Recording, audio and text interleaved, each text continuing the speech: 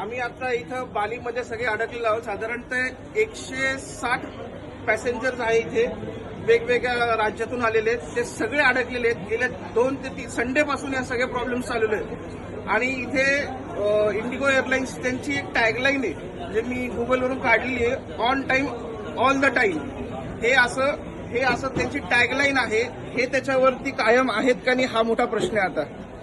आता याच्यामध्ये एक नमूद करावं असं वाटतं की महिला असतील, लहान मुलं असतील, हे सगळे इथे त्रासलेले आहेत. लहान मुलांना इतका त्रास झालेला आहे. एअरपोर्ट अथॉरिटीकडनं अजिबात आपल्या नागरिकांना सुविधा उपलब्ध झालेल्या नाही.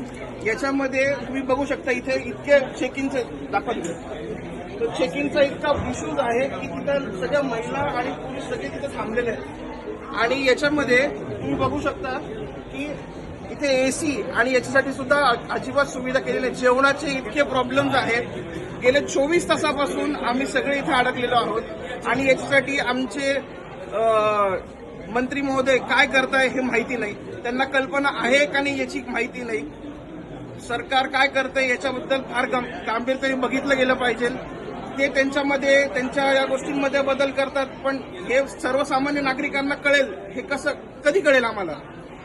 आम्ही इथं बाहेर देशात अडकलेलो आहोत. 24 तास झाले. आम्ही 28 तास आता झालेले आहेत. आम्ही इथं आहोत. गेल्या 6 ते 8 तास आम्हाला इथं वाट बघायची आहे. आम्हाला इथं कुठलीही सुविधा होत नाहीये. तुम्ही कृपया करून देशातल्या सर्व मंत्री महोदयांना हे कळलं पाहिजे. यासाठी आम्ही इथं तुम्हाला व्हिडिओ करून पाठवत आहोत. धन्यवाद. आपलं नाव? माझं नाव रोहित अभय उगावकर आहे. मी राहणारा महाराष्ट्रातला आहे आणि नाशिक शहरात.